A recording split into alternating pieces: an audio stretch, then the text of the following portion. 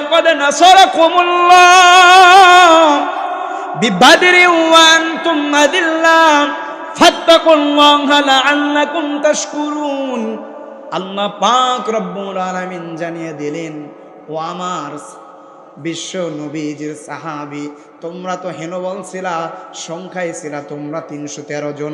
আমি আল্লাহ পাক রব্বুল আলামিন তোমাদেরকে 313 জন থাকা অবস্থায় তোমাদের ঈমানের পাওয়ার এমন ছিল, তোমাদের ঈমানের শক্তি এমন ছিল, আমি আল্লাহ পাক রব্বুল আলামিন ঈমানের শক্তি থাকার কারণে, ঈমানের পাওয়ার থাকার কারণে আমি আল্লাহ পাক রব্বুল আলামিন আসমান থেকে ফেরেশতা নাজিল করে তোমাদেরকে আমি আল্লাহ পাক রব্বুল আলামিন সাহায্য করেছি। আমার প্রিয় বন্ধুগণ, এই বদরের যুদ্ধ যখন সংগঠিত হয়ে গেল, বিশ্ব নবীজির সাহাবীরা বদরের ময়দানে যাওয়ার জন্য রেডি হয়ে গেলেন। একই মায়ের 2 সন্তান ছিল, নাম একজনের নাম মাআজ আর একজনের নাম মুআউইজ। এই মাআজ আর মুআউইজ, অনেকেই বলে মাআজ আর মুআজ। এই মাআজ আর মুআজ বিশ্ব নবীজির 2 জন সাহাবী, একজনের বয়স 11 বছর, অপরজনের বয়স 13 বছর। দোনো ভাই একই মায়ের সন্তান। সুবহানাল্লাহ কোন। বিশ্ব নবীজিকে এসে বললেন, ওগো নবীজি, বদরের ময়দানে যাওয়ার জন্য আমরা দোনো ভাই রেডি হয়ে গেছি। সুবহানাল্লাহ কোন। বদরের ময়দানে যাওয়ার জন্য দোনো ভাই আমরা রেডি হয়ে গিয়েছি, আপনি যদি অনুমতি দিয়ে দেন বদরের ময়দানে যেতে পারি। বিশ্ব নবীজি 2 জন ছোট্ট 2টা সাহাবীর তাকায় দেখতেছিলেন আর মুস্কি মুস্কি হাসে। ছোট্ট 2টা বাচ্চার কি ঈমানের পাওয়ার! ও আমার পানের যুবক ভাই, আজকে যুব সমাজগুলো নষ্ট হয়ে গিয়েছে গেম খেলার ভিতরে। কথা কন না কেন? আজকে যুব সমাজগুলো নষ্ট হয়ে গিয়েছে নষ্টামি আর ভণ্ডামি, বিভিন্ন গাঞ্জা আর আসর, বিভিন্ন মদের বিনিশায় আজকের যুব সমাজগুলো নষ্ট হয়ে গিয়েছে। ওই সময়কার যুবক পোলাপানগুলো বয়স ছিল 11 বছর, আরেকজন অপরজনের বয়স ছিল 13 বছর। যুদ্ধের ময়দানে যাওয়ার জন্য ডাক এসে গিয়েছে। সাহাবায়ে মাইন ছোট বয়সেও ছোট, দেখতেও ছোট, তারপরেও সাহাবায়ে মাইন ঘরের ভেতরে বসে থাকে নাই, যুদ্ধের ময়দানে চলে গিয়েছে। বিশ্ব নবীজি এইবার 2 জন সাহাবী, ছোট্ট 2টা সাহাবী মুআজ আর মুআউইজের দিকে তাকায়। ছোট্ট ভাইটা নবীজিকে বলে, ইয়া রাসূলুল্লাহ, ইয়া হাবিবাল্লাহ, আমাকে আপনি ছোট দেখতেছেন, আমার ভাই বলো, আপনার মনে হয় আমি যুদ্ধের ময়দানে যাব, আমার শক্তি কোনো আমি যুদ্ধ করতে পারবো না? হয়তোবা আপনি মনে মনে ভাবতেছেন আমার বড় ভাইকে আপনি যুদ্ধের ময়দানে যেতে দেবেন। ওগো নবীজি, না না না, আমার বড় ভাইকে একাই যেতে দিলে হবে না, আমাকেও সঙ্গে, অর্থাৎ আমরা দোনো ভাই বদরের ময়দানে যেতে চাই। আল্লাহু আকবার।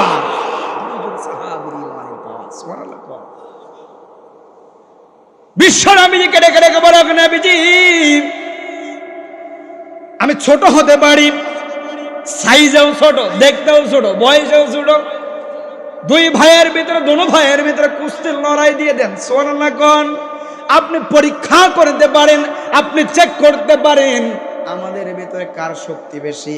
যদি আমার শক্তি বেশি হয় বা আমাদের 2 ভাইয়ের শক্তি যদি উভয় সমান হয়ে যায়, ওগো নবীজি, তাহলে আমাদের দোনো জন ভাইকেই আপনি অনুমতি দিয়ে দিবে। বিশ্ব নবীজি দেখতেছিলেন মুআজ আর মুআউইজের ভিতরে কুস্তির লড়াই শুরু হয়ে গেল। এবার বড় ভাই ছোট ভাইয়ের বুকের উপরে অমনি করে বসে বললেন। ছোট ভাই বড় ভাইকে ডেকে ডেকে কানে কানে বলতেছে, ও আমার প্রাণের বড় ভাই, আমরা তো একই মায়ের সন্তান, একসঙ্গেই ঘুমাই, একই সঙ্গেই খাই, একই সঙ্গে খেলাধুলা করি। ও ভাই, একটু তুমি যদি শক্তি কমায় দিতাম, আমি নবীজিকে দেখাইতাম তোমারও যেমন শক্তি আমারও তেমন শক্তি। সুবহানাল্লাহ কন না বাড়ি, আপনারা মানুষ এমন কেন? জোরে কন না সুবহানাল্লাহ। বিশ্ব নবীজি যেন বুঝতে না পারে আমার শক্তি কম, ছোট হওয়ার কারণে বিশ্ব নবীজি যেন বুঝতে না পারে, বিশ্ব নবীজিকে বুঝতে দেওয়া হবে না। এবার বড় ভাই একটু শক্তি কমায় দিল, অমনি ছোট ভাই বড় ভাইয়ের বুকের উপরে উঠে বসে নবীজিকে ডাকে ডাকে বলতেছেন, ইয়া রাসূলুল্লাহ, ইয়া হাবিবাল্লাহ, আপনি মনে করতেছেন আমার শক্তি কম ছোট দেখে? আমার ছোট দেখে আমার শক্তি কম নয়, আমার বড় ভাইয়েরও যেমন শক্তি আমারও তেমন শক্তি। বিশ্ব নবীজি দুনো ভাইকে বদরে যাওয়ার জন্য অনুমতি দিয়ে দিলেন। বাড়িতে গেলেন মুআয আর মুআউযিস। বাড়িতে যাওয়ার পরে মায়ের থেকে অনুমতি নিলেন, ওগো মা, বিশ্ব নবীজি আমাদেরকে যুদ্ধে যাওয়ার জন্য আদেশ দিয়েছেন। সুবহানাল্লাহ কোন। বিশ্ব নবীজি আদেশ দিয়েছেন বদরের ময়দানে যাব। এবার মা ছোট্ট দুইটা সন্তানের দিকে তাকাইছে। মুআয আর মুআউযিসের কিন্তু বাবা নাই, এতিম। ছোট্ট দুইটা সন্তানের দিকে তাকাইয়া এবার মা বলতেছে, তোমরা তো ছোট, যুদ্ধের ময়দানে গিয়ে কি করবা? বলে, আমরা যুদ্ধের ময়দানে এই জন্যই যাব, এই জন্যই যুদ্ধের ময়দানে যাব, আমরা দোনো ভাই একজন আমার নবীজির সামনে থাকব, অপরজন আমার নবীজির পেছনে থাকব, অথবা একজন আমরা নবীজির ডান পাশে থাকব, অথবা একজন আমরা নবীজির বাম পাশে থাকব। আর ভালো করে লক্ষ্য করব, চেক করব আমার নবীজিকে কেউ যেন আঘাত না করতে পারে। আর দূর থেকে আমার নবীজির ডান দিকে যদি কেউ তীর নিক্ষেপ করে আমরা বুক পেতে দিব, বাম দিক থেকে যদি কেউ তীর নিক্ষেপ করে আমরা বুক পেতে দিয়ে বিশ্ব নবীজিকে আমরা সেফটি দিব। দুইজন ভাইয়ের মনের আশা কত, সুবহানাল্লাহ কইবেন না? এবার মা অনুমতি দিয়ে দিলেন। যেই মা এত ভালোবাসে, মায়ের ভালোবাসা অতুলনীয়। কথা বলেন না কেন? ওগো মা, তুমি এই পৃথিবীর শ্রেষ্ঠ নিয়ামত, তোমারই পদতলে রয়েছে জান্নাত। খারাপ লাগে? কথা বলেন, খারাপ লাগে? ওগো মা, তুমি এই পৃথিবীর শ্রেষ্ঠ নিয়ামত, তোমারই পদতলে রয়েছে জান্নাত। এই পৃথিবী থাকতো গো ফুল পাখিহীন, এই পৃথিবী থাকতো গো মায়া মোহহীন, যদি না পেত মায়ের, যদি না পেত মায়ের মায়ারি হাত। ওগো মা, তুমি এই ধরনের শ্রেষ্ঠ নিয়ামত, তোমারই পদতলে রয়েছে জান্নাত। আউযু বিল্লাহি মিনাশ শাইতানির রাজীম।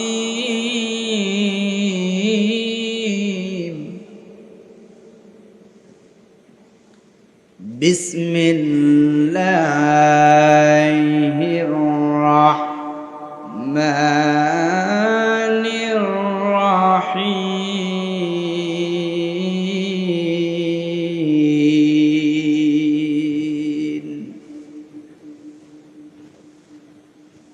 قد كان لكم آية في فئتين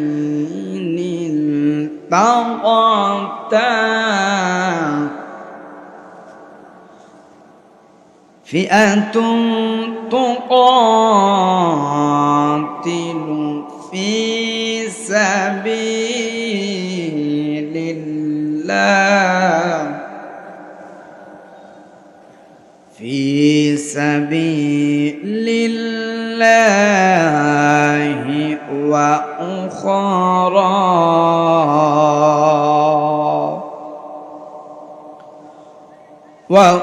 وأخرى كافرة يرونهم مثليهم رأي العين،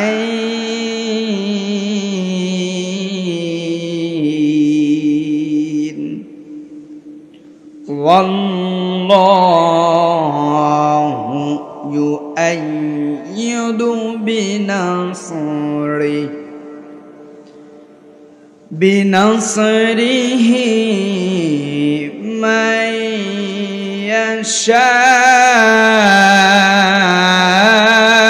يشاء إن في ذلك لعبرة لأولي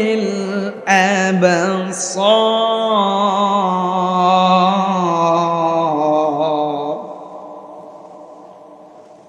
صدق الله العظيم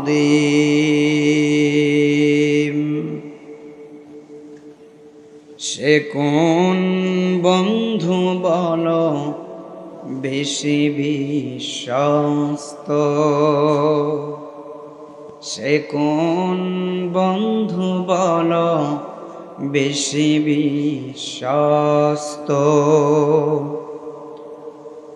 কার কাছে মন খুলে দেয়া যায় কার কাছে সব কথা বলা যায়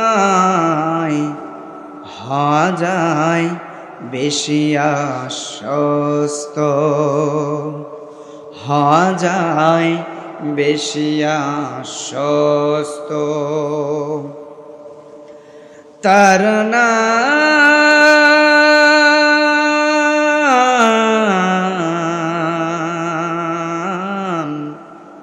আহমদ বড় বিশ্বস্ত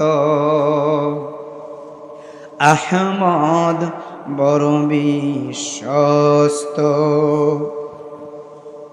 যেজন কখনো ব্যথা দিতে জানে না যেজন কেবলই মুছে দেয় বেদনা যেজন কখনো ব্যথা দিতে জানে না যেজন কেবলই মুছে দেয় বেদনা হৃদয়ের হাহাকার আপন করে নিতে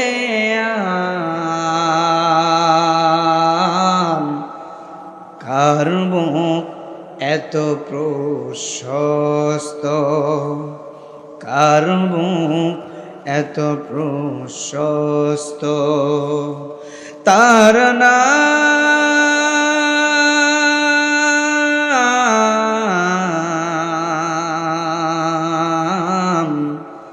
আহমদ বড় বিশ্বস্ত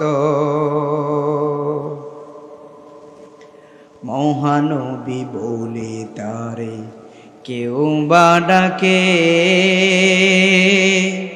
আমি ডাকি প্রিয়তম সে আমার ধ্যান ভালোবাসা প্রেম মধুময় মনোহর স্বপ্ন সম যেজন করুণার অনুপম উপমা যার মতো মর্মী দরদি কোথাও আর মেলে না জীবনে রাঙিনাই আবাদ করে দিতে কারণ বুক এত প্রশস্ত কার বুক এত প্রশস্ত তার নাম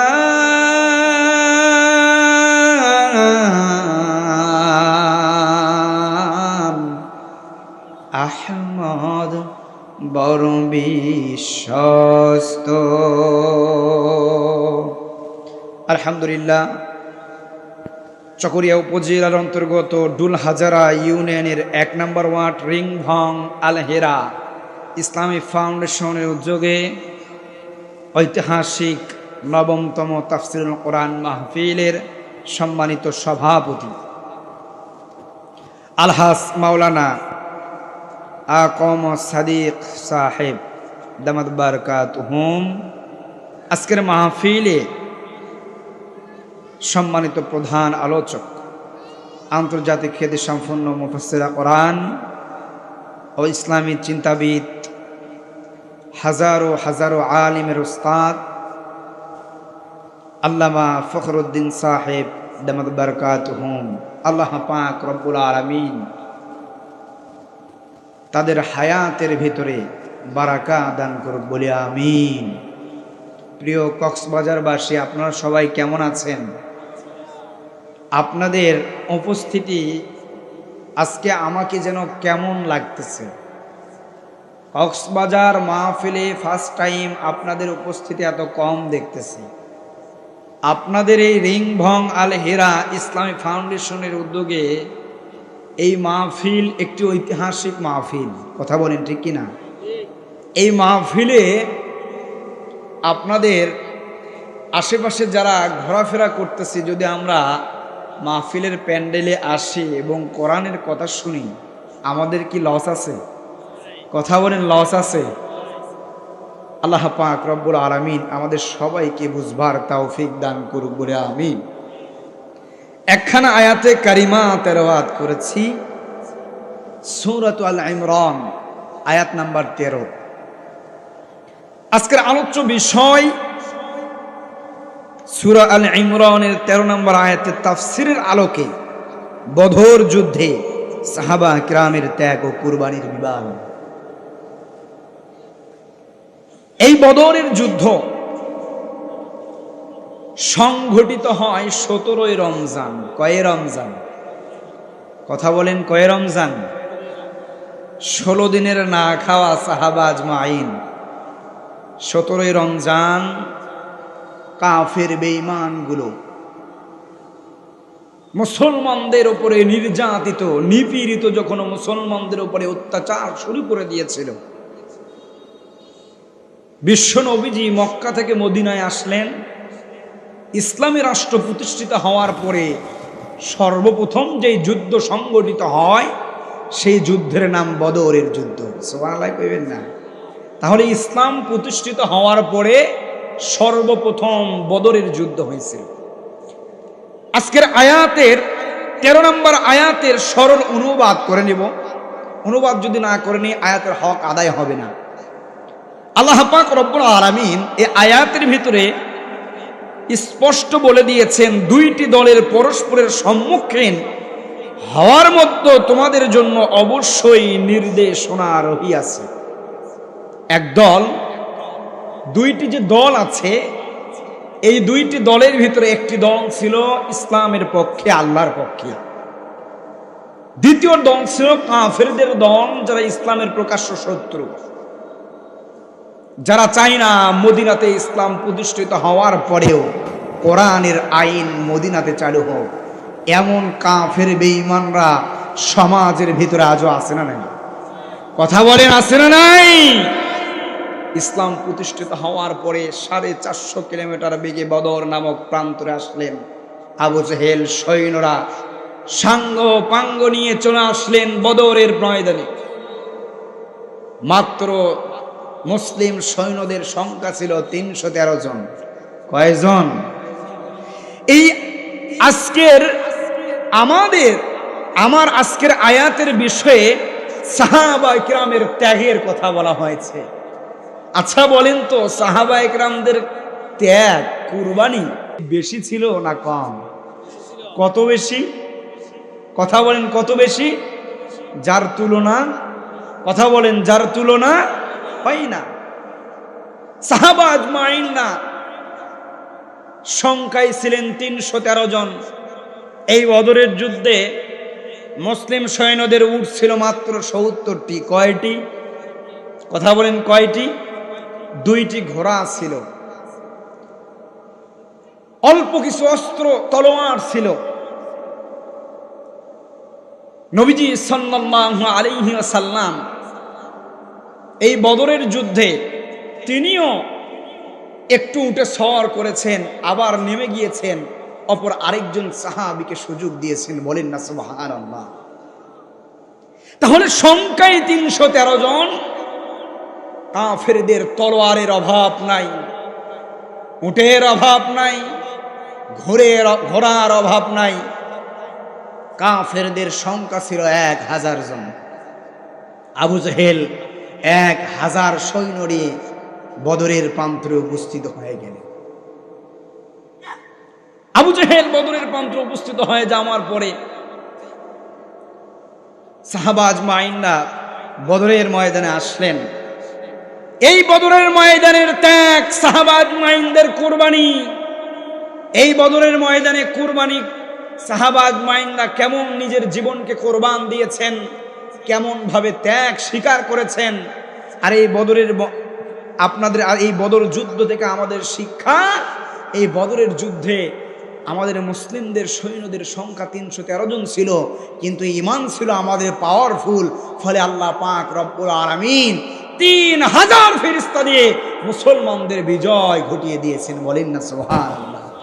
এই বদর নামক যুদ্ধ থেকে আজকের শিক্ষা আমাদের এটাই, মুসলমানদের যদি সংখ্যা কম হয়, মুসলমানদের যদি সংখ্যা কম হয়, সংখ্যায় ৩১৩ জন হতে পারে, ঈমান যদি বৃদ্ধি হয়, ঈমানের যদি পাওয়ার থাকে, আল্লাহর পক্ষ থেকে ফেরেশতা দিয়ে আল্লাহ পাক রব্বুল আলামিন মুসলমানদের সাহায্য করবে। তাহলে মুসলমান আমাদের ঈমানের শক্তি জাগ্রত হওয়ার দরকার আছে না নাই? বাড়ানোর দরকার আছে না নাই? সম্মানিত ভাইয়েরা আমার, আল্লাহ পাক রব্বুল আলামিন কোরআনুল কারীমের ভিতরে সূরাতু আল ইমরান ১২৩ নম্বর আয়াতের ভিতরে আল্লাহ পাক রব্বুল আলামিন এ কথায় কত সুন্দর করে জানিয়ে দিতেছেন। আল্লাহ পাক রব্বুল আলামিন সূরাতু আল ইমরান ১২৩ নম্বর আয়াতের ভিতরে আল্লাহ পাক রব্বুল আলামিন কত সুন্দর করে জানিয়ে দিলেন, ওয়ালাকাদ নাসারাকুমুল্লাহু বিবাদরিন ওয়া আনতুম আযিল্লাহ ফাত্তাকুল্লাহা লাআল্লাকুম তাশকুরুন। আল্লাহ রাব্বুল আলামিন বদরের যুদ্ধের ক্ষেত্রে আল্লাহ পাক রব্বুল আলামিন বলছেন, তোমাদেরকে আমি সাহায্য করেছিলাম যখন তোমরা সম্পূর্ণ সহায় স্বাবলম্বহীন ছিলাম, তোমাদের কোনো শক্তি ছিল না, তোমাদের তেমন কোনো অস্ত্র শস্ত্র ছিল না, সংখ্যায় তোমরা কম ছিলাম। আমি আল্লাহ পাক রব্বুল আলামিন তোমাদেরকে সাহায্য করেছি। সুতরাং তোমরা অন্তরে কেবল আল্লাহর ভয়কে জায়গা দিও, যাতে তোমরা কৃতজ্ঞ হতে পারো। আমার প্রিয় বন্ধুগণ, আল্লাহ পাক রব্বুল আলামিন এই বদর যুদ্ধের কথা বলছেন। এই বদর নামক যুদ্ধে তোমরা যখন হেনবল ছিলাম, তোমাদের কোনো যখন শক্তি ছিল না, তোমরা হেনবল ছিল, সংখ্যায় ৩১৩ জন। ১৭ই রমজান বদরের যুদ্ধ সংগঠিত হয়। ১৭ই রমজান আল্লাহ পাক রব্বুল আলামিন বললেন, রমজানুল মুবারক মাস শুধু অনাহারে থাকার মাস নয়, রমজানুল মুবারক মাস শুধু অনাহারে থাকার মাস নয়, রমজানুল মুবারক মাস ১৭ই রমজান বদর নামক প্রান্তে ডাক দিয়ে তোমাদেরকে উপস্থিত হওয়ার পরে আমি জানিয়ে দিলাম, রমজানুল মুবারক মাস হলো হক বাতিলের মাস। সুবহানাল্লাহ কইবেন না? রমজানুল মুবারক মাস এটা হক বাতিলের মাস। অর্থাৎ রমজানুল মুবারক মাসে আমাদের রোজা ফরজ হয়ে গিয়েছে। সাহাবা আজমাইনদের বিশ্ব নবীজি আদেশ দিয়ে দিলেন, ও আমার পানে সাহাবীরা, রোজা অবস্থায় অনাহারে থাকা অবস্থায় তোমরা যুদ্ধ করতে পারবা না, রোজাটা ভেঙ্গে ফেলো, আল্লাহ পাক রব্বুল আলামিন তোমাদেরকে রোজা ভাঙ্গার আদেশ দিয়ে দিয়েছে। সম্মানিত ভাইয়েরা আমার, আল্লাহ পাক রব্বুল আলামিন কোথায় বলছেন, ওয়া লাকাদ নাসারাকুমুল্লাহ বিবাদরি ওয়া আনতুম আযিল্লাহ ফাত্তাকুল্লাহা লাআল্লাকুম তাশকুরুন।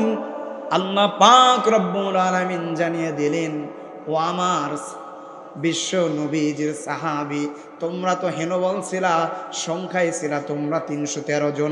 আমি আল্লাহ পাক রব্বুল আলামিন তোমাদেরকে 313 জন থাকা অবস্থায় তোমাদের ঈমানের পাওয়ার এমন ছিল, তোমাদের ঈমানের শক্তি এমন ছিল, আমি আল্লাহ পাক রব্বুল আলামিন ঈমানের শক্তি থাকার কারণে, ঈমানের পাওয়ার থাকার কারণে আমি আল্লাহ পাক রব্বুল আলামিন আসমান থেকে ফেরেশতা নাজিল করে তোমাদেরকে আমি আল্লাহ পাক রব্বুল আলামিন সাহায্য করেছি। আমার প্রিয় বন্ধুগণ, এই বদরের যুদ্ধ যখন সংগঠিত হয়ে গেল, বিশ্ব নবীজির সাহাবীরা বদরের ময়দানে যাওয়ার জন্য রেডি হয়ে গেলেন। একই মায়ের 2 সন্তান ছিল, নাম একজনের নাম মাআজ আর একজনের নাম মুআউইজ। এই মাআজ আর মুআউইজ, অনেকেই বলে মাআজ আর মুআজ। এই মাআজ আর মুআজ বিশ্ব নবীজির 2 জন সাহাবী, একজনের বয়স 11 বছর, অপরজনের বয়স 13 বছর।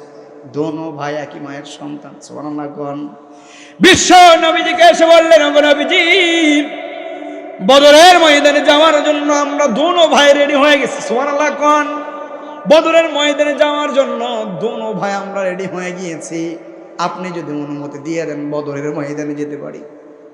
বিশ্ব নবীজি 2 জন ছোট্ট 2টা সাহাবীর তাকায় দেখতেছিলেন আর মুস্কি মুস্কি হাসে। ছোট্ট 2টা বাচ্চার কি ঈমানের পাওয়ার! ও আমার প্রাণের যুবক ভাই, আজকে যুব সমাজগুলো নষ্ট হয়ে গিয়েছে গেম খেলার ভিতরে। কথা কন না কেন? আজকে যুব সমাজগুলো নষ্ট হয়ে গিয়েছে নষ্টামি আর ভণ্ডামি, বিভিন্ন গাঞ্জার আসর, বিভিন্ন মদের বিনিশায় আজকের যুব সমাজগুলো নষ্ট হয়ে গিয়েছে। ওই সময়কার যুবক পোলাপানগুলো বয়স ছিল 11 বছর, আরেকজন অপরজনের বয়স ছিল 13 বছর। যুদ্ধের ময়দানে যাওয়ার জন্য ডাক এসে গিয়েছে। সাহাবায়ে মাইন ছোট বয়সেও ছোট, দেখতেও ছোট, তারপরেও সাহাবায়ে মাইন ঘরের ভেতরে বসে থাকে নাই, যুদ্ধের ময়দানে চলে গিয়েছে। বিশ্ব নবীজি এইবার 2 জন সাহাবী, ছোট্ট 2টা সাহাবী মুআজ আর মুআউইজের দিকে তাকায়। ছোট্ট ভাইটা নবীজিকে বলে, ইয়া রাসূলুল্লাহ, ইয়া হাবিবাল্লাহ, আমাকে আপনি ছোট দেখতেছেন, আমার ভাই বলো, আপনার মনে হয় আমি যুদ্ধের ময়দানে যাব, আমার শক্তি কম, আমি যুদ্ধ করতে পারবো না। হয়তোবা আপনি মনে মনে ভাবতেছেন আমার বড় ভাইকে আপনি যুদ্ধের ময়দানে যেতে দেবেন। ওগো নবীজি, না না না, আমার বড় ভাইকে একাই যেতে দিলে হবে না, আমাকেও সঙ্গে, অর্থাৎ আমরা দোনো ভাই বদরের ময়দানে যেতে চাই। আল্লাহু আকবার!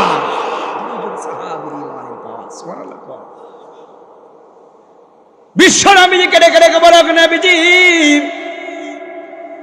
আমি ছোট হতে পারি, সাইজেও ছোট, দেখতেও ছোট, বয়সেও ছোট, 2 ভাইয়ের ভিতরে, দোনো ভাইয়ের ভিতরে কুস্তির লড়াই দিয়ে দেন। সুবহানাল্লাহ কোন আপনি পরীক্ষা করতে পারেন, আপনি চেক করতে পারেন আমাদের ভিতরে কার শক্তি বেশি। যদি আমার শক্তি বেশি হয় বা আমাদের 2 ভাইয়ের শক্তি যদি উভয় সমান হয়ে যায়, ওগো নবীজি, তাহলে আমাদের দোনো ভাইকেই আপনি অনুমতি দিয়ে দেবে। বিশ্ব নবীজি দেখতেছিলেন মুআজ আর মুআউইজের ভিতরে কুস্তির লড়াই শুরু হয়ে গেল। এবার বড় ভাই ছোট ভাইয়ের বুকের উপরে অমনি করে বসে বললেন। ছোট ভাই বড় ভাইকে ডেকে ডেকে কানে কানে বলতেছে, ও আমার প্রাণের বড় ভাই, আমরা তো একই মায়ের সন্তান, একসঙ্গেই ঘুমাই, একই সঙ্গেই খাই, একই সঙ্গে খেলাধুলা করি। ও ভাই, একটু তুমি যদি শক্তি কমায় দিতাম, আমি নবীজিকে দেখাইতাম তোমারও যেমন শক্তি আমারও তেমন শক্তি। সুবহানাল্লাহ কন না বাড়ি, আপনারা মানুষ এমন কেন? জোরে কন না সুবহানাল্লাহ। বিশ্ব নবীজি যেন বুঝতে না পারে আমার শক্তি কম, ছোট হওয়ার কারণে বিশ্ব নবীজি যেন বুঝতে না পারে, বিশ্ব নবীজিকে বুঝতে দেওয়া হবে না। এবার বড় ভাই একটু শক্তি কমায় দিল, অমনি ছোট ভাই বড় ভাইয়ের বুকের উপরে উঠে বসে নবীজিকে ডাকে ডাকে বলতেছেন, ইয়া রাসূলুল্লাহ, ইয়া হাবিবাল্লাহ, আপনি মনে করতেছেন আমার শক্তি কম ছোট দেখে, আমার ছোট দেখে আমার শক্তি কম নয়, আমার বড় ভাইয়েরও যেমন শক্তি আমারও তেমন শক্তি। বিশ্ব নবীজি দুনো ভাইকে বদরে যাওয়ার জন্য অনুমতি দিয়ে দিলেন। বাড়িতে গেলেন মুআয আর মুআউযিস। বাড়িতে যাওয়ার পরে মায়ের থেকে অনুমতি নিলেন, ওগো মা, বিশ্ব নবীজি আমাদেরকে যুদ্ধে যাওয়ার জন্য আদেশ দিয়েছেন। সুবহানাল্লাহ কোন। বিশ্ব নবীজি আদেশ দিয়েছেন বদরের ময়দানে যাব। এবার মা ছোট্ট দুইটা সন্তানের দিকে তাকাইছে। মুআয আর মুআউযিসের কিন্তু বাবা নাই, এতিম। ছোট্ট দুইটা সন্তানের দিকে তাকাইয়া এবার মা বলতেছে, তোমরা তো ছোট, যুদ্ধের ময়দানে গিয়ে কি করবা? বলে, আমরা যুদ্ধের ময়দানে এই জন্যই যাব, এই জন্যই যুদ্ধের ময়দানে যাব, আমরা দোনো ভাই একজন আমার নবীজির সামনে থাকবো, অপরজন আমার নবীজির পেছনে থাকবো, অথবা একজন আমরা নবীজির ডান পাশে থাকবো, অথবা একজন আমরা নবীজির বাম পাশে থাকবো। আর ভালো করে লক্ষ্য করব, চেক করব, আমার নবীজিকে কেউ যেন আঘাত না করতে পারে। আর দূর থেকে আমার নবীজির ডান দিকে যদি কেউ তীর নিক্ষেপ করে আমরা বুক পেতে দিব, বাম দিক থেকে যদি কেউ তীর নিক্ষেপ করে আমরা বুক পেতে দিয়ে বিশ্ব নবীজিকে আমরা সেফটি দিব। দুইজন ভাইয়ের মনের আশা কত, সুবহানাল্লাহ কইবেন না? এবার মা অনুমতি দিয়ে দিলেন। যেই মা এত ভালোবাসে, মায়ের ভালোবাসা অতুলনীয়, কথা বলেন না কেন? ওগো মা, তুমি এই পৃথিবীর শ্রেষ্ঠ নিয়ামত, তোমারই পদতলে রয়েছে জান্নাত। খারাপ লাগে? কথা বলেন, খারাপ লাগে? ওগো মা, তুমি এই পৃথিবীর শ্রেষ্ঠ নিয়ামত, তোমারই পদতলে রয়েছে জান্নাত। এই পৃথিবী থাকতো গো ফুল পাখিহীন, এই পৃথিবী থাকতো গো মায়ামহীন, যদি না পেত মায়ের, যদি না পেত মায়ের মায়ারি হাত। ওগো মা, তুমি এই ধরনের শ্রেষ্ঠ নিয়ামত, তোমারই পদতলে রয়েছে জান্নাত। মা এত ভালোবাসেন, বাবা নাই, ইয়েতিম দুইটা সন্তানকে অনুমতি দিয়ে দিলেন। যুদ্ধের ময়দানে মুআয আর মুআয আসতেছিলেন। লম্বা বড় ঘটনা, সময় অল্প, সংক্ষিপ্ত করে বলতেছে আপনাদের মাঝে। মুআয আর মুআয যুদ্ধের ময়দানে চলে গেলেন। যুদ্ধের ময়দানে মুআয আর মুআয যখন চলে গেলেন, বদরের যুদ্ধ শুরু হয়ে গিয়েছে। মুআয আর মুআয ছোট্ট দুইজন, বিশ্ব নবীজির একজন বৃদ্ধ সাহাবীকে ডেকে ডেকে বলো, গো চাচা, কাফেরদের লিডার আবু জেহেল কোনটা? আমরা এটা দেখতে চাই। সুবহানাল্লাহ কোন। দুইটা বাচ্চার টার্গেট দেখেন কোন দিকে। কাফেরদের শীর্ষ লিডার আবু জেহেল, এই আবু জেহেল কোনটা আমরা একটু দেখতে চাই। এবার আল্লাহর নবীজির বৃদ্ধ সাহাবী মুআয আর মুআউযকে ডেকে ডেকে বলতেছে, মুআয আর মুআউয, তোমরা আবু জেহেলকে দেখে কি করবা? আবু জেহেলকে কি বলো? বলে, আবু জেহেল নাকি আমার নবীজিকে সব চাইতে বেশি কষ্ট দেয়। আমার নবীজিকে সব চাইতে আবু জেহেল বেশি কষ্ট দিয়েছে। আমার নবীজিকে সব চাইতে বেশি কষ্ট দিয়েছে। আজকে আমরা দুজন ভাইয়ের আজকের টার্গেট আবু জেহেলকে খতম করে ফেলবো। সুবহানাল্লাহ। এমন একটা সময় ছোট্ট দুইটা সন্তান ছোট্ট ছোট্ট ফোলা ফান দিয়ে পৃথিবীর স্বৈরচারদের কিন্তু বিদায় হয়েছে। যুগে যুগে জালেমদের পতন এমন ভাবে হয়েছে, নমরুদের পতন হইল ছোট্ট একটা মশা দিয়ে, ফেরাউনের পতন হইল কিন্তু পানিতে সুবরানি খেয়ে। ওগো ভাই, বাংলাদেশের স্বৈরাচার বিখ্যাত খুনির পতন হয়েছে আমার দেশের যুবক দিয়ে। যুগে যুগে যুবকদের দিয়ে ইসলাম প্রতিষ্ঠিত হয়েছে।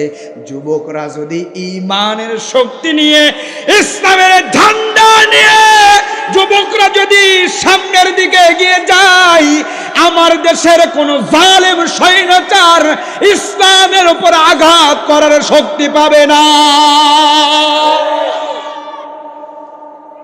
আজকের যুব সমাজ যদি চাই, কারণ এই যুবকদেরকে দিয়ে আমার এই সোনার বাংলাদেশ, যুবকদেরকে দিয়ে আমার নবীজি ইসলাম প্রতিষ্ঠিত করেছিলেন। যুবকদেরকে দিয়ে আমরা আমাদের এই সোনার বাংলাদেশে ইসলাম প্রতিষ্ঠিত করতে চাই। কথা বলেন না কেন? আগামীর বিশ্ব হবে কোরআনের বিশ্ব, আগামীর রাষ্ট্র হবে ইসলামী রাষ্ট্র। কোন নাস্তিকদের রাজনীতি বাংলাদেশে চলবে না, কোন বামপন্থীদের রাজনীতি বাংলার জমিনে হতে দেওয়া হবে না। যারা শরিয়া আইন বিশ্বাস করে না, এদেরকে রাজনীতির মসনদে আমরা বসতে দিতে চাই না। যারা বলবে কোরআনের আইন চাই, কোরআনের শাসন চাই, এদেরকে আগামীর পার্লামেন্টে আমরা দেখতে চাই। রাজি আছে মুসলমান? কারা কারা দুহাত তুলে আল্লাহকে দেখায় দেয়।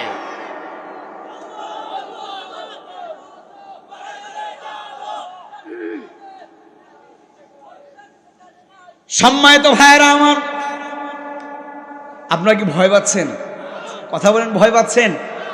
আমার বন্ধুগণ, বদরের যুদ্ধ আল্লাহ পাক রব্বুল আলামিন যুদ্ধকালে মুমিনদেরকে বলেছিল, তোমাদেরকে যে আমি সাহায্য করেছি এটা কি তোমাদের জন্য যথেষ্ট নয় নাকি? আল্লাহ পাক রব্বুল আলামিন কোরআনুল কারীম সূরা আল ইমরান আয়াত নাম্বার 124 আল্লাহ রাব্বুল আলামিন কত সুন্দর করে বলেন, ইয তাকুলু লিল মুমিনিনা আল মুমিনিনা আলাইয়াক ফিয়াকুম আইয়ুমিদ্দাকুম রাব্বুকুম বিসালাসাতি আলাফিন মিনাল মালাইকাতি মুনজালিন।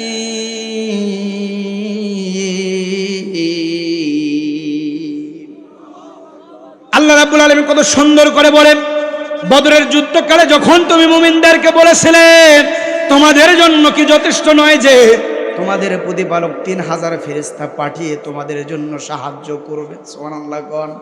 কাফিরদের সংখ্যা মাত্র 1000, আল্লাহ পাক রব্বুল আলামিন আসমান থেকে 3000 ফেরেশতা পাঠিয়ে দিয়ে মুসলমানদেরকে বদর যুদ্ধে বিজয় দান করেছিলেন। ঈমানের পথে অবিচল থেকে আমার মরণ যেন হয়, প্রতিদিন মিথ্যের মুখোমুখি হই, বেদিন ফাসেকেরা করে হয় চয়। বেদিন ফাসেকেরা হয়েছে করে না? কথা বলেন না কেন? প্রতিদিন মিথ্যে আর মৃত্যুর মুখোমুখি আমরা হই কি হয় না? এ কথাই বলছেন। ঈমানের পথে অবিচল থেকে আমার মরণ যেন হয়। আমিন বলেন, আর আসতে বলে আমিন। ঈমানের পথে অটলতা থেকে আল্লাহ পাক রব্বুল আলামিন আমাদেরকে যেন শহীদি মরণ দান করেন বলে আমিন। এবার মাআজ আর মুআজ ভুলে গেছেন? কথা বলেন, ভুলে গেছেন? মাআজ আর মুআজ আল্লাহর নবীজির বৃদ্ধ সাহাবীকে ডেকে ডেকে বলে, ওগো চাচা, এই যুদ্ধের ময়দানে আবু জেহেল কোনটা আমরা দেখতে চাই। বলে, আবু জেহেলকে কি করবা? বলে, আবু জেহেল নাকি আমার নবীজিকে সবচাইতে বেশি কষ্ট দেয়, আবু জেহেল নাকি আমার নবীজিকে সবচাইতে বেশি লাঞ্ছিত করে, আজকে আমরা দুই ভাই টার্গেট নিয়েছে আবু জেহেলকে খতম করে ফেলবো। সুবহানাল্লাহ কোন। এবার আল্লাহর নবীজির বৃদ্ধ সাহাবী মুআয আর মুআউযকে ডেকে ডেকে বলে, ও মুআয আর মুআউয, ওই যে দেখতেছো ঘোড়ার পিঠের উপরে বসে আছে আর চতুর্দিক থেকে কাফের বেঈমানগুলো ঘেরাও করে আছে, এটাই হইল ইহুদিদের কাফেরদের শিষ্য লিডার আবু জেহেল। দুই ভাই এক দৌড় দিয়ে চাতক পাখির নাই এক দৌড় দিয়ে আবু জেহেলের দুই পাশে গিয়ে এমন ভাবে পজিশন নিয়েছেন, কাফের বেঈমানগুলো বুঝতে পারে না এই দুইটা ছোট্ট বাচ্চাদের দেখে। কাফের বেঈমানগুলো বুঝতে পারে নাই ছোট্ট দুইটা বাচ্চাকে দেখে এরা কাদের পক্ষে, এরা মুসলিম সৈন্যদের পক্ষে না এরা ইহুদিদের পক্ষে। কাফেররা এটা বুঝতে পারে নাই। সুবহানাল্লাহ কোন। দুইটা তরতাজা যুবক, দুইজন যুবককে দেখে কাফেররা বুঝতে পারে নাই। কাফেররা যখন বুঝতে পারল না, মুআয আর মুআউয দোনো ভাই দুই পাশে গিয়ে আবু জেহেলের পেছন থেকে পজিশন নিলেন। এমন ভাবে পজিশন নিয়েছিলেন, এমন ভাবে পজিশন নিয়েছিলেন, পজিশন নিয়ে দুইজন ভাই আবু জেহেলের দুই পারে এমন ভাবে তলোয়ার দিয়ে আঘাত করেছিলেন। আবু জেহেল যতদিন পর্যন্ত বেঁচে ছিল, ওই যে দুই পায়ে আঘাত খাওয়ার পরে ধরাশয় হয়ে জমিনে যখন লুটিয়ে পড়েছিল, আবু জেহেল যতদিন পর্যন্ত বেঁচে ছিল দুই পায়ে ভর দিয়ে আর কখনো দাঁড়াতে পারে না। এই বদরের যুদ্ধ, হক বাতিলের যুদ্ধ, ইসলাম প্রতিষ্ঠিত হওয়ার পরে সর্বপ্রথম যে যুদ্ধ হয়েছে তার নাম বদরের যুদ্ধ। এই বদরের যুদ্ধ সন্তান বাবার বিরুদ্ধে যুদ্ধ করেছেন, বাবা সন্তানের বিরুদ্ধে যুদ্ধ করেছেন। সুবহানাল্লাহ কোন। সিদ্দিক আকবর হযরতে আবু বকর রাদিয়াল্লাহু তাআলা আনহু, তার ছেলে তখন ইসলাম গ্রহণ করেন নাই, ইহুদিদের পক্ষে ছিল। হযরত আবু বকর বারবার খুঁজেছিলেন বদরের ময়দানে আমার ছেলে কোনটা খতম করে ফেলবো। সুবহানাল্লাহ। এত ঈমান, আজকে আমাদের ঈমানের পাওয়ার নাই, ঈমানের শক্তি নাই। যেটা করলে আমরা ঈমানের শক্তি বাড়বে, যেটা করলে আমাদের ঈমান জাগ্রত হবে, আজকে সেই কাজ আমরা করতে চাই না। ও মুসলমান ভাই, আল্লাহ পাক রব্বুল আলামিন এটাই বলছেন, বদরের যুদ্ধ 313 জন সাহাবী ছিল, ঈমানের শক্তি ছিল।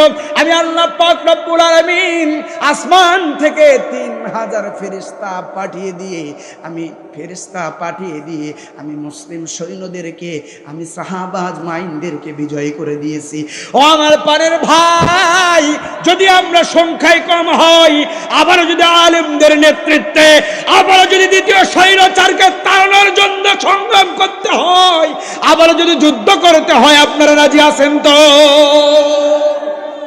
আমার প্রিয় বন্ধুগণ, আল্লাহ পাক রব্বুল আলামিন বলছেন, ওয়াল্লাযীনা জাহাদু ফীনা লানাহদিয়ান্নাহুম সুবুলানা ওয়া ইন্নাল্লাহা লামাআল মুহসিনিন। আমি আল্লাহ পাক রব্বুল আলামিন জানিয়ে দিলাম, ওয়াল্লাযীনা জাহাদু, যারা আমি আল্লাহর রাস্তায় সংগ্রাম করে, আমি আল্লাহ পাক রব্বুল আলামিন তাদেরকে আমি আল্লাহর রাস্তায় পরিচালিত করা দিয়ে। আর আমি আল্লাহ পাক রব্বুল আলামিন জানিয়ে দিলাম, আমি আল্লাহ পাক রব্বুল আলামিন জানিয়ে দিলাম তাদেরকে আমি আল্লাহ পাক রব্বুল আলামিন তাদের আমি নিজেই সঙ্গী হয়ে যাই। আল্লাহ যদি আমার আপনার সঙ্গী হয়, দুনিয়াতে কোনো স্বৈরচাঁদদের গোলামি করার দরকার আছে? দুনিয়াতে কোনো স্বৈরচাঁদদের ভয় দেখানোর দরকার আছে? বিগত 17 বছর ধরে আলেমদের গুম করেছে, খুন করেছে, অত্যাচার করেছে, ইসলামী আন্দোলনের মানুষদেরকে, হাজার হাজার মানুষদেরকে ফাঁসির কাস্টে ঝুলিয়ে দুনিয়া থেকে বিদায় করে দিয়েছে। ইসলামের দাওয়াত বুঝি কমে গেছে? কথা কন না কেন? কমে গেছে? ছিল একটি সাইদি জেলখানায়, লক্ষ সাইদি ময়দানে।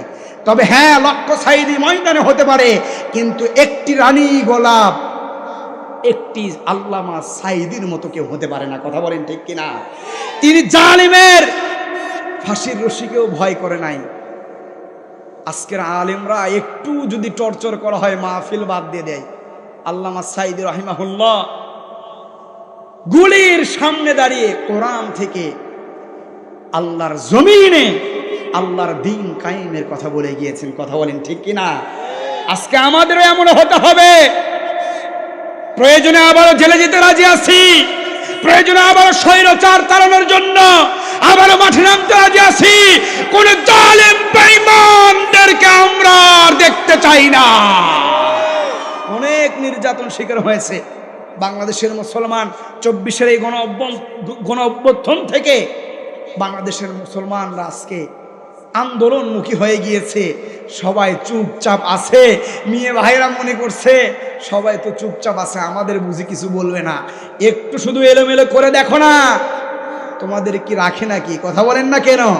এত সুন্দর করে রাষ্ট্র পরিচালনা করতেন বুবু, এত সুন্দর করে রাষ্ট্র পরিচালনা করছিলেন।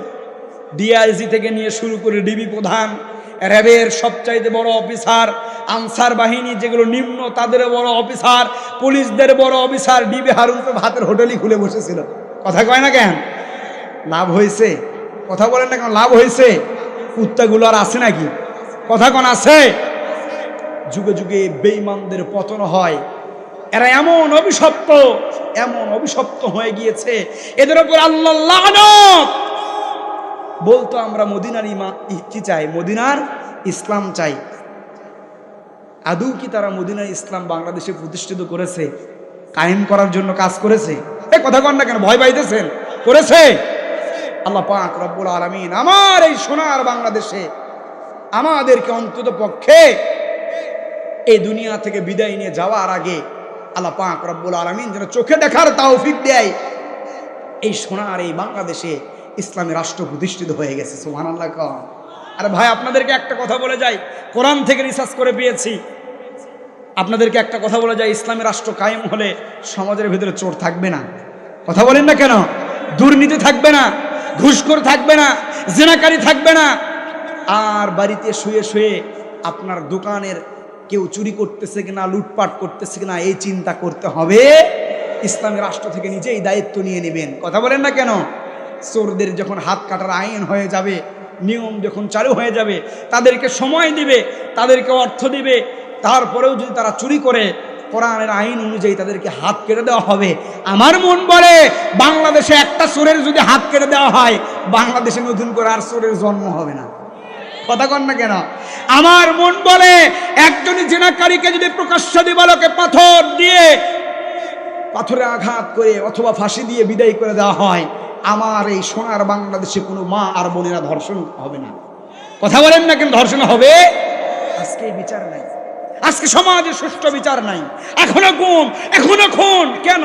আমরা এই সোনার বাংলাদেশে আর কোন রক্তাক্ত আর কোন ভাইকে আমরা শহীদ হতে দেখতে চাই না। কথা বলেন ঠিক কিনা? সম্মানিত ভাইয়েরা আমার, তাহলে যে কথাগুলো বলতেছিলাম, বদরের যুদ্ধে মাআজার মুআউইজ আবু জেহেলের পায়ে দুই ভাই, দোনো ভাই এমন ভাবে আঘাত করলেন, আবু জেহেল মাটিতে পড়ে গেল, ধরাশয় হয়ে মাটিতে জমিনে পড়ে গেল। যতদিন পর্যন্ত আবু জেহেল বেঁচে ছিল আর জমিনে ঠিক মতো দুই পায়ে ভর দিয়ে দাঁড়াইতে পারে না। এই বদরের যুদ্ধ 17ই রমজান, সাহাবা আজমাইন 16 দিনের অনাহার। আল্লাহ পাক রব্বুল আলামিন বললেন, রমজানুল মুবারক মাস শুধু অনাহারে থাকার মাস নয়, এই রমজানুল মুবারক মাস হলো হক বাতিলের মাস। এই রমজানুল মুবারক মাসে আবারও যদি কোনো রমজানে বদরের মতো কোনো ময়দানে ডাক এসে যায়, মুসলমান আমরা ময়দানে থাকতে পারবো তো ইনশাআল্লাহ। এই বদরের যুদ্ধে আল্লাহর নবীর একজন সাহাবী উবাইদা ইবনুল জাররাহ রাদিয়াল্লাহু তাআলা আনহু, যে কথাগুলো আপনাদেরকে বললাম, এই বদর যুদ্ধে বাবা সন্তানের বিরুদ্ধে যুদ্ধ করেছেন, সন্তান বাবার বিরুদ্ধে যুদ্ধ করেছেন। সন্তান ইসলামী দলে ছিলেন, বিশ্ব নবীর দলে ছিলেন, আর নিজের বাবা পিতা জন্মদাতা পিতা ছিলেন ইহুদি। এই উবাইদা ইবনুল জাররাহ রাদিয়াল্লাহু তাআলা আনহু যুদ্ধ করতে করতে উবাইদা ইবনুল জাররাহ রাদিয়াল্লাহু তাআলা আনহু লক্ষ্য করে দেখতেছিলেন, যুদ্ধের ময়দানে যুদ্ধ করতে করতে লক্ষ্য করতেছিলেন তলোয়ারের সামনে হঠাৎ করে তার বাবা তলোয়ারের সামনে এসে গেছে। সুবহানাল্লাহ। হঠাৎ করে তলোয়ারের সামনে তার বাবা এসে গেল। তার বাবা আসার পরে উবাইদা ইবনে জাররাহ রাদিয়াল্লাহু তাআলা আন চিন্তা করতেছেন, উনি তো আমার বাবা, ওনাকে কিভাবে আমি শহীদ, ওনাকে কিভাবে আমি কতল করে ফেলবো, জাহান্নামে পাঠায়া দিব। এবার উবাইদা ইবনে জাররাহ রাদিয়াল্লাহু তাআলা আনহু এই কথা ভাবতে ভাবতে এক পর্যায়ে চিন্তা করলেন, আমার বাবার থেকে যদি আমার নবীজির কোনো আঘাত হয়, আমার বাবা তো আমার দুশমন, আমার বাবা তো ইসলামের দুশমন, আমার বাবা তো কোরআনের আইন চাই না, আমার বাবা তো ইসলামের রাষ্ট্র চাই না, তাহলে আমার বাবাকে তো এই যুদ্ধের ময়দানে ছাড় দিলে আল্লাহ পাক রব্বুল আলামিন যদি আমি উবাইদা ইবনে জাররাহকে ডেকে ডেকে বলে, উবাইদা ইবনে জাররাহ, বদরের ময়দানে তোমার বাবাকে সামনে পেয়ে ছেড়ে দিয়েছো, তোমার বাবার থেকে আমার বন্ধু মুহাম্মদের আঘাত লেগেছে, আমি আল্লাহ পাক রব্বুল আলামিনের কাছে দাঁড়াতে পারবো না, আমি আল্লাহ পাক রব্বুল আলামিনের কাছে জবাব দিতে পারবো না। এই বদরের যুদ্ধে বিশ্বনবীজি যখন সাহাবা আজমাইনদের যখন বলেছিলেন তোমরা কারা কারা বদরে যেতে চাও, সাহাবা আজমাইন বিশ্ব নবীজিকে তখন উল্লেখ করে বলেছিলেন, ওগো নবীজি শুধু বদরের ময়দানে নয়, আপনি যদি বলেন তাহলে আমরা সমুদ্রের ভিতরেও ঝাঁপিয়ে পড়তে পারি আপনার জন্য। নবীজিকে ভালোবাসতে হবে, বিশ্ব নবীজিকে এমন ভালোবাসছেন সাহাবা আজমাইন, এত ভালোবাসছেন, হযরত আবু তালহা রাদিয়াল্লাহু তাআলা আনহু যখন ইসলাম গ্রহণ করেন নাই, তিনি ইরাকে গিয়েছেন ব্যবসা করার জন্য, বাণিজ্য করার জন্য। যখন গিয়েছিলেন লক্ষ্য করে দেখতেছিলেন দূর থেকে একটা আওয়াজ আসে, কি আছে কথা বলেন না কেন, একটা আওয়াজ আসে, কে যেন কি বলতেছিল। তো তখন লোকটির কাছে গেলেন, খেয়াল করে একটু কাছে গিয়ে দেখলেন তিনি বারবার মানুষদেরকে ডেকে ডেকে বলতেছেন, ও ব্যবসায়ী ভাইরা, তোমাদের ভিতর থেকে কেউ কি মক্কা থেকে এসেছো, কুরাইশ বংশ থেকে তোমরা কি এসেছো, তোমাদের ভিতরে কেউ কি এমন আছে মক্কা থেকে এসেছে, কুরাইশ বংশ থেকে এসেছে, কেউ আছে? এই কথা যখন বলতেছিলেন, কাছে গিয়ে শোনার পরে হযরত আবু তালহা রাদিয়াল্লাহু তাআলা হাত উত্তোলন করলেন। হাত উত্তোলন করার পরে হযরত আবু তালহা রাদিয়াল্লাহু তাআলা আনহু বলে ফেললেন, হ্যাঁ আমি মক্কা থেকে কুরাইশ বংশ থেকে এসেছি। লোকটি তখন ছুটে চলে আসলেন, আবু তালহা রাদিয়াল্লাহু তাআলা আনহু কাছে আসার পরে দেখলেন লোকটি খ্রিস্টান ধর্মদের পাদ্রী। খ্রিস্টান ধর্মদের নবীকে বলেন তো জানেন আপনারা, কথা বলেন জানেন, হযরত ঈসা আলাইহিস সালাতু সালাম। তো খ্রিস্টান ধর্মদের পাদ্রী কাছে এসে বললেন, তোমরা যে ব্যবসা করার জন্য আসছো, তোমরা কি খবর পাও নাই এই শেষ জামানায় একজন নবী আসবে, তার নাম আহমদ অথবা মুহাম্মদ হবে? বলেন না সুবহানাল্লাহ। এই কথা যখন শুনলেন পাদ্রী লোকটি হযরত আবু তালহা রাদিয়াল্লাহু তাআলা আনহুকে ডেকে ডেকে বলতেছিলেন, আবু তালহা, তোমরা কি খবর পাও নাই তোমাদের এই কুরাইশ বংশের ভিতরে আল্লাহর নবীজি একজন, আল্লাহর পক্ষ থেকে একজন নবী আসবে, যিনি হবেন শেষ নবী, যিনি হবেন আখির নবী, যিনি হবে আখিরি পয়গম্বর। তার কি তোমরা খবর পাও নাই? কুরাইশ বংশে তার জন্ম হবে। আমার মন তো বলে কুরাইশ বংশে তার এখন জন্ম হয়ে গিয়েছে। ভালো করে খবর নিয়ে দেখো, তার নাম আহমদ অথবা মুহাম্মদ হবে। ছুটে চলে আসলেন হযরত আবু তালহা রাদিয়াল্লাহু তাআলা আনহুকে ডেকে ডেকে বলতেছিলেন, ও কুরাইশ বংশের লোক, আর তোমরা দেরি করো না, আর তোমরা দেরি করো না, চলে যাও মক্কাতে, ব্যবসা করার দরকার নাই, গিয়ে মুহাম্মাদের দরবারে গিয়ে বিশ্বনবী জনাবে মুহাম্মদ রাসূলুল্লাহ সাল্লাল্লাহু আলাইহি ওয়াসাল্লামের খেদমতে নিয়োজিত হয়ে যাও। কাফেলা ফেলে চলে আসলেন।